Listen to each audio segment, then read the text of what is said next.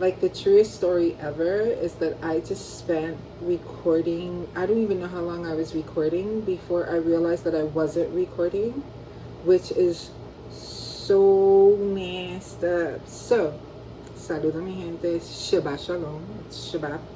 Um, I wanted to come. Oh, I cannot believe that did not oh. Anyway, okay. Letting it go. I'm sitting on my floor.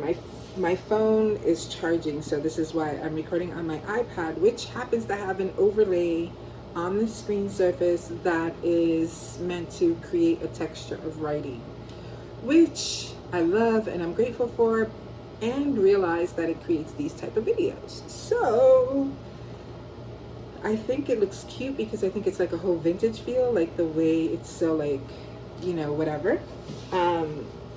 If you see me moving, it's me adjusting myself always. Anyway, so it causes it to look this way, which I thought I'd give it a try and see how it feels. Anywho, so welcome to the vintage recording of my teaching around attachment and connection, because that's what I wanted to come in here for. I wanted to talk about my recent posting on attachment and connections, and the idea that attachment and connection is it's not meant to bring us pain, right? And disconnection. It's meant to bring us pleasure and connection, and that what we've done as a society, for the most part, depending where we come from and what our narratives, our personal narratives are, is that when we've looked for, when we've had a question about something, which you hear me say in some of my videos, most people are living in reaction or response to a deep question.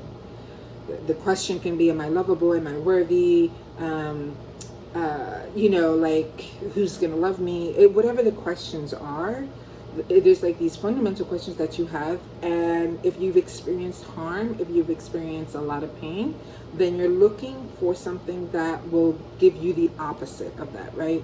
Like, you want to get as far away from a belief system that continues to perpetuate pain, if you're lucky enough to be conscious about it. And I don't mean luck as in, I mean luck as a word that helps communicate, like the extraordinary amount of effort and courage it takes to be aware of the quality of your connection, what you believe behind it about yourself, what you believe about others. And for me, there's this piece around recognizing that because we have this we have this whole structure in our society, specifically Western medicine, right? This whole structure in it around fragmentation of all the pieces. And so when I use language, particularly English language, with all its like fucked up, there's so many intersections of other words and other languages. But anyway, I digress. When I use the English language to articulate something about an aspect of our ecology as human beings, I recognize that that's a tool that allows us to have a sort of understanding and to articulate a thing. But the limitation of that is that it doesn't incorporate, it further fragments and does not create a holistic approach to whatever particular aspect of the human that we're looking at. So for example, psychology, which is something that I absolutely love. I love learning about the way we think, the way we learn, how our brain and our thinking is connected to our physiology and our biology and all that good stuff, right? And I'm grateful for the language, but I also know that in its origins, it was meant to do more harm. In its origins, it was meant to do more harm than benefit. How do we know? Because we can see the over-medication, and I'm not against medication. We can see the over-medicating of human beings, the over-fragmenting of human beings in a way that does not allow us to resource ourselves in a whole way, in thinking about the ecology, like every piece of your life. And so attachments and connection, to me, that's the same thing. And what happens is, right, like, to me, the place of origin is connection. Connection is something that we're all inherently built to have. It's relating to ourselves and the world around us. Now, you may be a person who's a much more introverted person or whatever, so, and you may be the type of person who's like, I could live without people for the rest of my life. There's a degree of truth to that, and there's not, because you would still be connecting, whether it's to nature, to your environment where you live, the nature that you live around, right? Like, there's still connecting and attaching happening. So for me, when we look at kind of the spiritual beliefs and the religious beliefs around like non-attachment becoming the ultimate goal, where you're like, oh, I'm not attached, so therefore I don't have to take anything personal, like the 5 agreements or 4 agreements. I don't even know how many agreements or 4 agreements, right? Like, we move from that particular thing so that we're not personalizing anything, so that we're not impacted the way we used to be by the pain in that connection, right? And then there also is like, and I've preached this rhetoric a lot and for a long time around what is it, not having expectations, right? Like, you have unrealistic expectations. So that's a whole body of teaching as well, right? And we talk about that. But the truth is, when you're in a dynamic relationship with another thing, there are, for lack of better words, not even a lack of better words, so there are expectations, because one would hope there's reciprocity in a relationship. There's relating. So yes, if I am talking to you and we're in a conversation, then there is like an expectation that I'm going to say something, you're going to say something, and this is how we're connecting. So we're creating all these external constructs that further fragment to understand and isolate one thing in our humanity. The problem about that is that it continues to disconnect all the other pieces. So when I'm looking at attachment, and I didn't mean to use like breast as in, like that's all breasts are for, but like I said in the social media caption, right, like breasts can fill with milk and nourish a baby, and they're also erogenous zones, as I continue to touch my own breast and talk to you, right? And so it's like this recognition that there is a depth of connection happening physiologically in our relationships that needs to be named and needs to be talked about, not as separate, but as part of our whole path in our humanity. And I'm being specific about that because I'm starting to look at, even for myself, some of the ways that we have begun to name we're a society that's addicted to curing things, to always being in a space where we're like, oh, that's a problem, this is the solution, right? And to bring it down to a really crass place, that's what racism does, that's what ableism does, that's what sexism does. It's like, oh wait, this difference is problematic, so we are going to put it in its place so that it doesn't become an obstacle because it's different. And so we've done the same thing psychologically, right? And as much as I love psychology, because I love studying our human physiology, I love studying the brain relationship to the body. Like, that's my shit. It's the work that I do. And I do anti-racism work, and everything about all these things I'm always infusing in my work and in my teachings from a place of dynamic relationship, not from a place of like, oh, this is the answer to that. It's like, oh, wait a minute. Okay, so what is the construct, right? What is it that we've named, or why is it that we've named attachment and connection as something to one, separate it, and then furthermore something to avoid, when it is within our like inherent system, right, to feel connected to something. Or like, as a village model for survival, we connect with people who we actually connect with, by traditions, by culture, etc., fill in the blank, and we feel safe in those numbers. Like, there is a process by which we function. We can go out, which is a lot of customs and traditions of tribes. We go out and have that life-changing initiatory experience through stages of our lives. We come back into the community and we practice our medicine. We show up to do our thing. If we're building the huts, we build the huts. If we're doing the hunting, we do the hunting. If we're doing the hunting, building the huts, and climbing the trees, we do it all, right? Like whatever that is, whatever the construct is. And so it's like this recognition that attachment is not a negative thing. And that if you're the type of person who wears their heart on their sleeve, which I've used that language a lot, there's no need to villainize that. And it's where we get the zero fucks movement. Like, I'm a big zero fucks fan, right? And the truth is not that I don't give, it's not that I, not that I don't give a fuck. It's using language as an angle to shift the incantation of putting so much, like, I want to say in an unbalanced way, in the hands of another human. And that's giving them a lot of power. So not necessarily acting or moving from my own agency, right?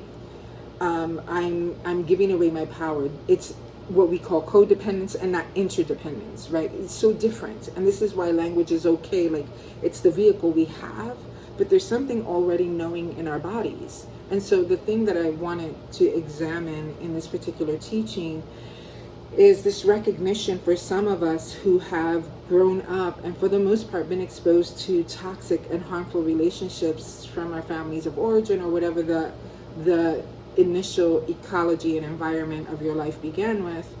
And that particular part of your narrative can teach us what we're going to tolerate, and can teach us that it is only connections that replicate that same thing, right? Like that same pattern and narrative in one's beginning stages, right? Developmental stages, which I think is a beautiful way of kind of talking about that space. When we're first learning about the ideas of connection and family, fill in the blank, friendships, all of it, relationships, all of it. The way those particular things impact our pain tolerance, so that we continue to engage in dynamic relationships that are dynamic for sure, because what they cause is more fucking pain than they do pleasure or joy. And so it's not this idea, and this is why, like, there's always this fucking peeling back when we're talking about shit, right? Because it's not, oh, you shouldn't be in a relationship where you feel uncomfortable. Uncomfortable, challenged, is different than abuse, toxicity, and pain, right? And unconscious engagement. And so in order for us to really start looking at the pieces, that's my story. It's in the post in a very short, like, amount, like a tiny paragraph. How do I know this? Not because I took on the psychological, I mean, I have later on in life, right, taken on the psychological study of abuse and trauma and things like that. To understand, to be able to better articulate the things that I'm trying to integrate in my own body and in my own ecology, and also share with others. I have no desire, and I say this a lot because I think it's an important thing to say. I am a coach, I'm a healer, priestess, whatever, all the fucking names that make sense. But I'm not interested in curing. I'm not interested in outcome. I'm not interested in, like, this will fix it. Because it's much more complex than that. And when we have that particular mindset, we're waiting for an end to come, right? And I don't know about you, but, like, I've been going through a ton amount of shit, and I'm like, oh, I'm so tired, when is this gonna end, right?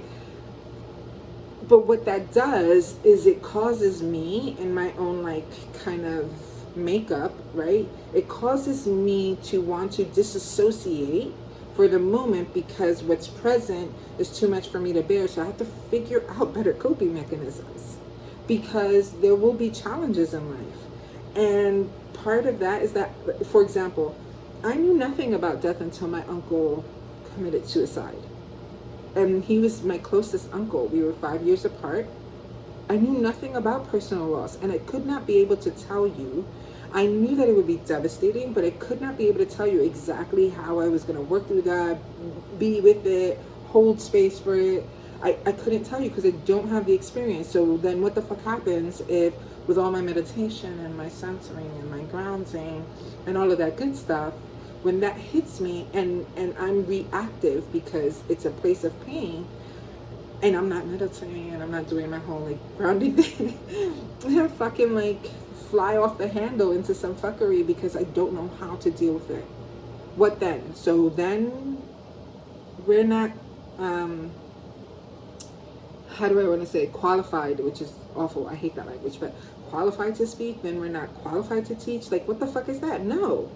In any ways, if you've lived in a body that particularly has like strong hormonal influence, then you don't have the good fortune of like being like, well, this is the normal. Right? Like, because your hormones are like can shift and change environmentally, ecologically, like, or like, you know what I mean, like, there's not these places to anchor, and it does us harm, because what happens is that we don't know how to deal with life when it happens. So my uncle passed away, and then when my mother passed away, listen, that shit was like a volcano, excuse me, and has been, in the way it's like fucking broken me open in new ways, exposed things that I had no idea, like I had an inkling but didn't know how to get to it, has brought that to this, like, all, so many things. It literally was like the most massive trigger I've ever experienced in my life, which makes a lot of sense, right? So I say all that to say that I share tools as a very impermanent practice that may or may not be useful until you try it. And at the same time, you may discover, well, this practice really sucks spaceballs, so I'm not going to do it. It doesn't work. And it's because you only did it like 1 week, right? So like, you get to be in your choice about how you want to use a tool or things like that. But they're tools for fucking living this life, not any other fucking one. And in this one, we're like in this dimension, and there are things that are happening in this particular dimension, and like in all the shit, like, so it makes more sense for us to have better tools to learn to navigate or to be able to navigate whatever comes at us, versus like, I'm a problem to be fixed. So attachment and connection is one of these base grounds, hugely fundamental to our human development, our society, our communities, which so much fuckery is because we all have like the attachment wires and connection wires are like all, you know, fucked up from how they're built in our foundational and formative years. And we spend as much time as we spend in the practice of that, we're going to spend 10 times more kind of unraveling and figuring out what tools we actually need for this particular thing as our awareness grows. And so when we're looking at relationships, which is, I'm looking at romantic relationships and this constant saying of like, you know, what you attract. There's a lot of that language when people are trying to like communicate like, oh, you'll stop attracting that when you get to that next level. And I'm like, what the fuck? Right? Because if your physiology and your biology, all of you, is not accustomed to having connection that feels generative, joyful, and pleasurable in your relationships, guess what type of relationships you're gonna hotwire to, which is, you know, trauma language, like hotwire to. You're gonna hotwire to the thing that feels most familiar. It's going to start out a certain way. You're going to ignore all the red flags because those red flags are not red flags to you. They're things that you've pretty much learned to deal with and work through. And so then you say that, well, that's just the person. And then from there, it develops into a really toxic, unhealthy relationship. And unhealthy because it's not generative for both people in a way that has more joy and pleasure and nourishment rather than pain and disconnection. If you're constantly in that cycle, which I know, I lived in it for 24 years, okay? 24 years. And before those 24 years, I was a child and a teen in an abusive family dynamic that's toxic as fuck, and still unto this day has still a lot of dysfunction and toxicity. Which is why we need to be able to start examining when we're going, I can put myself in that frying pan just for a little bit, because we still want to stay connected to our family, or we still want to stay connected to these people, but the cost is much more. it continues to reaffirm in your right, like your neural firing, a pattern in your brainwave, right, in your brain, a pattern that's a response to that particular relationship. And so what happens, that becomes so strong that when we're engaging with other people, and we're like, well, how did I end up with a really fucked up friend too? My family is fucked up, this is fucked up, this is fucked up. And I'm not, I'm saying, what I am saying is what I am not saying, rather. What I am not saying is that you are responsible. That's not what I'm saying. Because there are people that are just fucking assholes. You know what I mean? So there's that too. But what I want to address is that rather than using detachment or unattachment as a methodology for dealing with the disappointment and the pain that you're experiencing in connection and attachment, instead of trying to not be connected and attached, which is a very human experience, the animal kingdom, the plant kingdom, and all our siblings live in a dynamic of ecology that's relational. So what we need to do for ourselves is to be able to say, okay, this particular relationship, to begin to observe, okay, wait a minute, it's in my friendships, it's in my family, what is the magnetism of it? And the magnetism has a lot to do with the way we've been taught to tolerate that particular expression of pain. What's an alternative? An alternative is to communicate. An alternative is to set boundaries.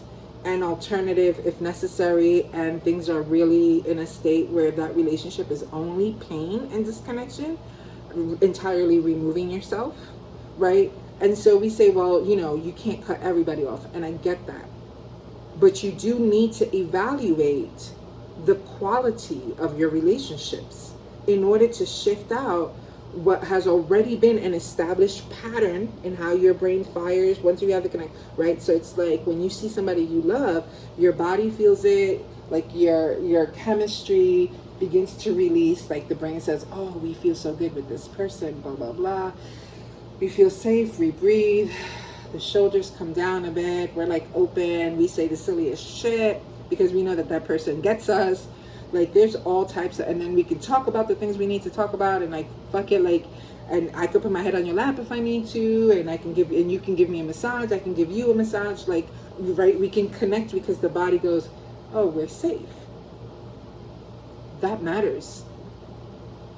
And so when I'm evaluating, even in my own life, I'm still looking, still in the practice, like I just went through experiences that were really challenging for me, related to family, and that's even more where I was like, okay, we need to talk about this, because there's patterns and dynamics that, because of feeling like I have categorized family and that particular wiring in my system based on my family dynamics function in a certain way. There's like loyalty, there's like these really heavy systemic patterns of harm, is what I want to say, because what happens is that the dynamics are still in place, but they're not generative in terms of relationships that feel good. They're actually really painful and harmful. So then my question was like, okay, wait a minute. I've been trying to figure out ways to excuse it, or ways to, because I still want the connection, because that feels aligned to me. Because when you struggle with, like, not aligned in terms of my value though, when you struggle with abandonment, when you struggle with rejection, when you struggle with feeling displaced, and a lot of us come from peoples that have that experience in a long history, then you start making concessions for what you're willing to stay connected to, just to feel like you have connection, you have family, or you have like value and importance. That does play a part in our communal formation and kind of this thing that we feel. So having said that, it's caused me to re-examine, well, wait a minute, here's this pattern, and usually in this pattern I excuse, like, because I can see so many other different things, right? This is the work I do, relationships and our human beingness. And so I'm like, oh no, I see why that's happening, but nothing in that equation allows the person to be responsible or accountable. because I already figured out why they keep on doing that. I try to let them know so that they can get a teaching in while they can, because I won't be here forever, right? And then I still re-engage, and they never have to be in the dynamic relationship, because I was just controlling all the pieces and being both pieces of the relationship. And so I was like, I see. I wouldn't have been able to articulate that before. So I have to wait until I go through the experience. And I'm like, oh, okay, I see. Because I didn't have models of healthy relating growing up.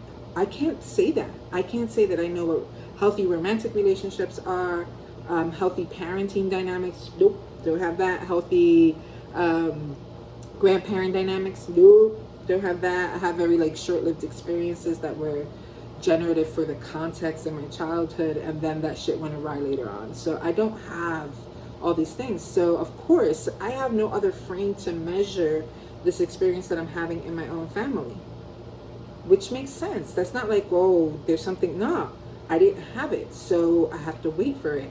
And when it comes together, then I can better understand it and then be in choice about it, where I'm not unconsciously or subconsciously engaging in something without understanding why I keep on hitting these bumps. Because the people haven't changed. They're in a different place. They're doing their same thing. That's how they're surviving their lives, right? Like, so be it. But I get to determine the engagement with me. So I want to de-vilify attachment and connection, and bring attachment back into connection. You know, it's like bring the babies back, bring that back. Remove the way we've said, you know, don't be attached to anything, because that just doesn't make sense. And for people who've experienced a lot of trauma, we need healthy connections and attachments that feel good, that we know the difference, in order to rewire the impact of so much toxic abuse and pain. So that is what I wanted to say in this video. But I figured that I wanted to take the teachings that I was sharing on social media, and again, just a friendly reminder that this is really my capacity and energy when it comes. It's, you know, it's like short burst of energy.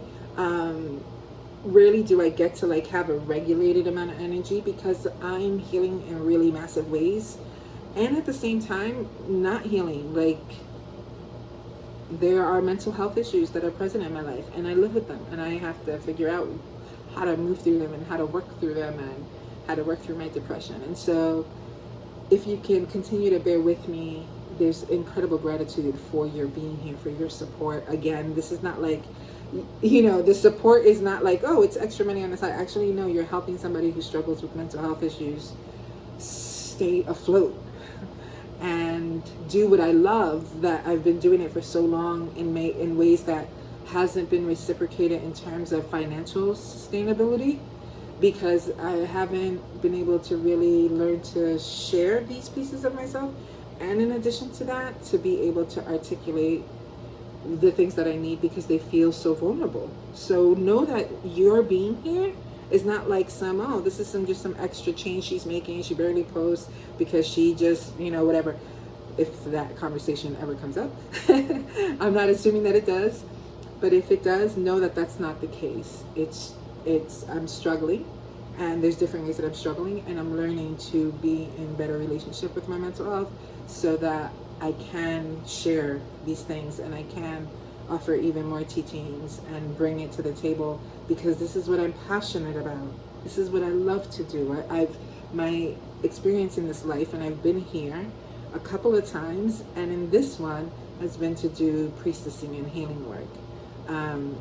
And it so happens to be that in this one, in any life, I feel like there wasn't much of like, you know, the time was built for us. Because in one, like, you know, they're burning us, and in another, they're, you know, mass genociding our people. Fill in the blank. Fill in the blank. But here I am, and here you are, and thank you. Thank you so much for being with me and being patient. So I wanted to share this particular teaching. I hope that it's nourishing for you. I hope that it's generative for you. And I'll see you in a little while. I'm going to post another video kind of with an update of where I'm at and where the schooly stuff is at. And yeah, and I also want to do some other teachings around the other stuff that I've posted. But you can go check out the post on Instagram and on Facebook that talks about attachment and connection. And yeah, share your thoughts here if you want to share it, or just take the exercise and check pulse. And I may have a PDF that I created to actually check pulse. So I love you. Muchas gracias. I hope that your weekend is restful and generative. And I'll talk to you soon. Adios.